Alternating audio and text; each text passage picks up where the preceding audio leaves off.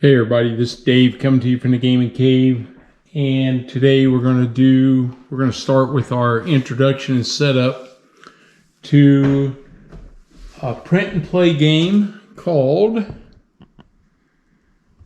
back it up a little bit, Until the Bitter End. Design and art by Matt White. Rules version 1.4. Okay, so I did the intro where I printed everything. And so I just kind of want to show you what the game looks like a little bit, and before we get into the actual first scenario. So printed everything off, cut out all my counters, and then I noticed that I found a video by Matt where he showed what he mounted everything, or how he mounted them. And so the map, I couldn't print it off. My printer won't handle the big size, so I've got the 3 sheets, and I cut them and put them together, put them under the plexiglass, and then I ordered the 20 millimeter by 20 millimeter MDF wood bases. These are used a lot of times by miniatures gamers that use the miniature figures.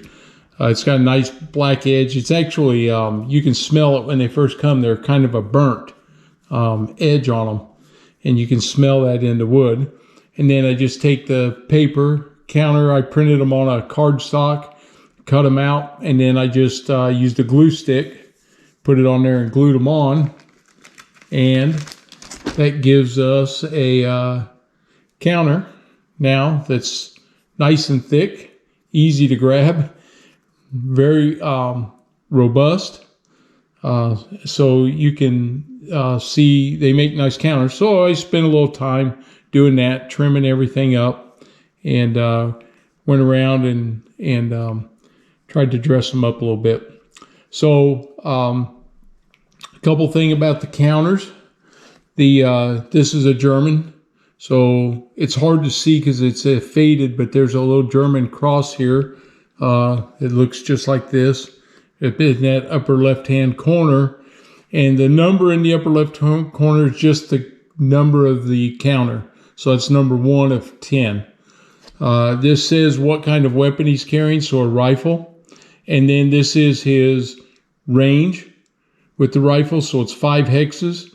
And because that number's there by itself, it's only one die. You only roll one die, one 6-sided die, when you're firing with him, as opposed to an MP40 here on German soldier number 8, and it's got a range of 3, but he rolls 2 die when we go to fire with him, so he gets double the chance to hit.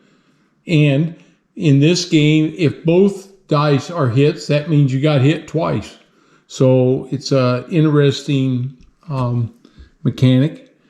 And then we have the MG42, and there's 2 different versions of these machine guns. This is the portable MG42.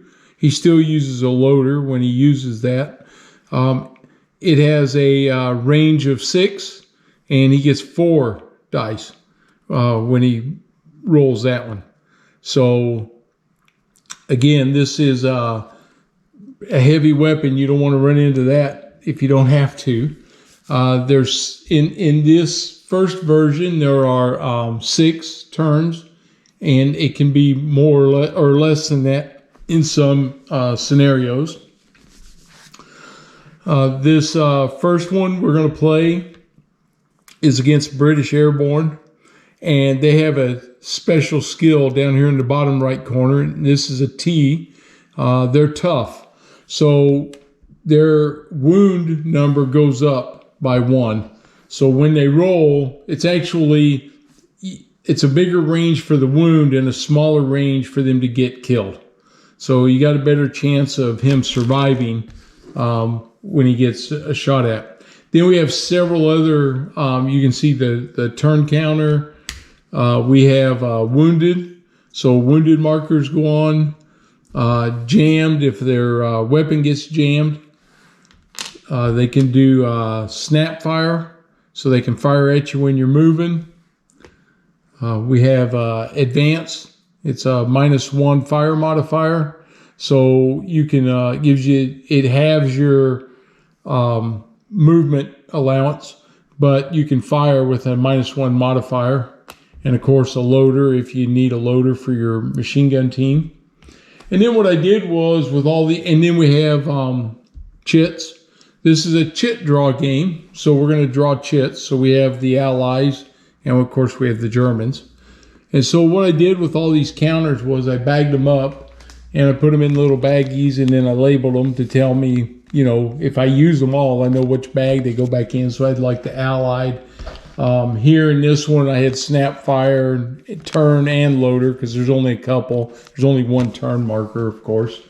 Then I had to separate the British Airborne from the British Infantry just because the soldiers look a lot alike, but there's different ratings on them or different special skills.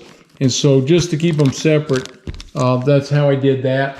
I did the same thing with German infantry and Fallschirmjägers. So we have them separated.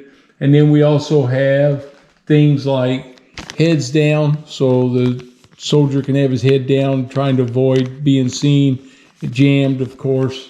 The wounded and the advanced markers, I have them in the same bag. So it's however you want to do it. But it makes it easy for me now. I know where to put everything. You can see this is almost the whole map. I'll back it up. There it is. This is the whole map. So it's only 10 hexes deep this direction. And I think it's about 16 from side to side or end to end. So it's a small battlefield.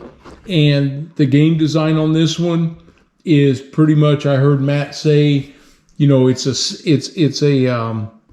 it's a game of combat, really. This is this first scenario, in fact, is called Firefight. It's going to be all 10 airborne units against all 10 German units, infantry units. And on the board, we have empty terrain. We have trees, so they give you cover. And we have hedgerows right in here like that.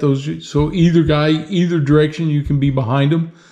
Sometimes you have a hedgerow like that with an open end, so depending on which side you're facing.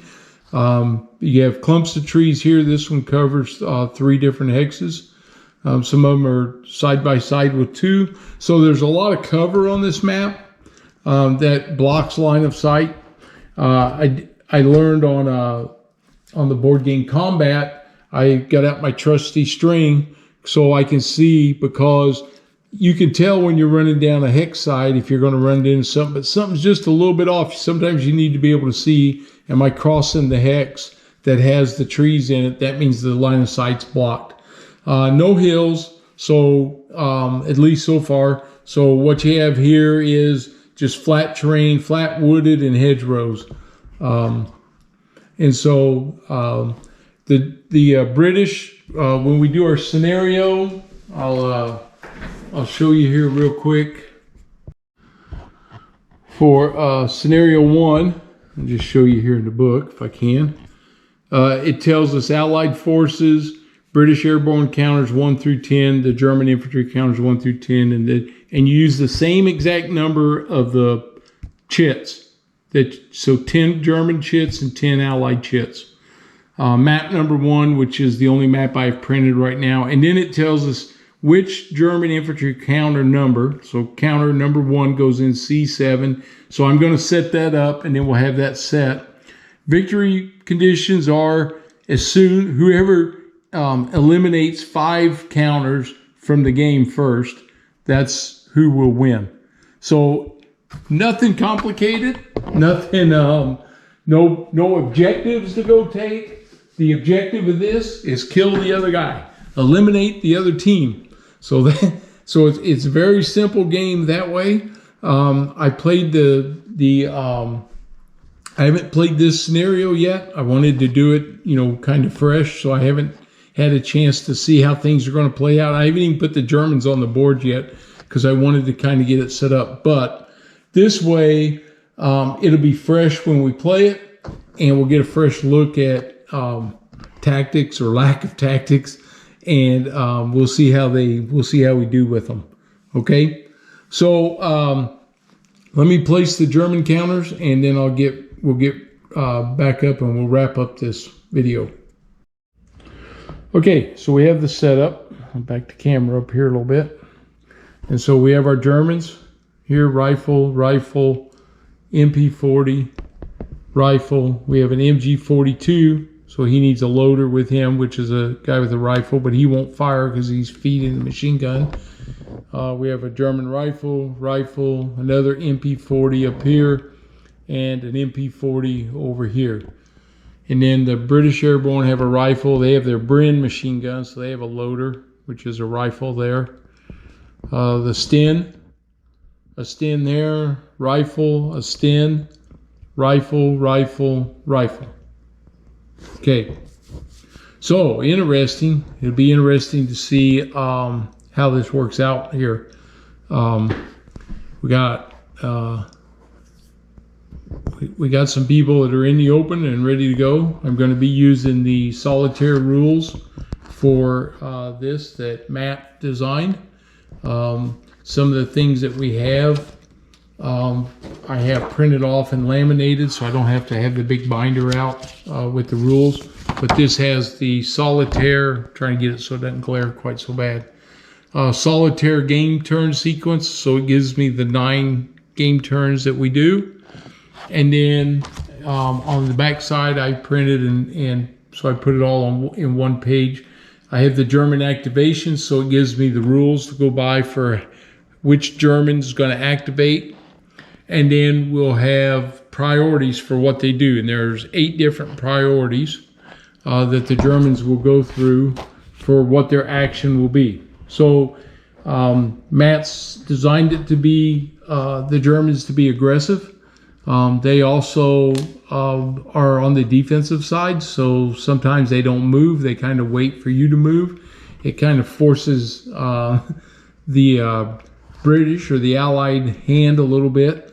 So I'm going to do this one without developing a squad and connecting everything. I'm just I want to make the playthrough, and we'll see how this goes. So I think we're set there. And we will get ready to go and get ready to start turn 1, and we'll see how this thing shakes out here. It may or may not last 6 turns. It depends. The dice roll are not always my friends, but hopefully they'll help me out here with my British paratroopers, and we'll see how they do. All right, so that's the introduction to the game and the setup. We'll see some of the rules as we do the playthrough. I think the one thing you'll see is this game plays really fast. I played those introduction scenarios in well under 30 minutes. And if I'd have been, and by the second time I played it, I had a pretty good feel for the rules. And so I think it's going to go pretty good. So, hey, I hope you enjoy this. I hope you like what you see. If you're new to the channel, please subscribe. And if you like this, give me a thumbs up. And I'll see you when we get ready to go. Thanks.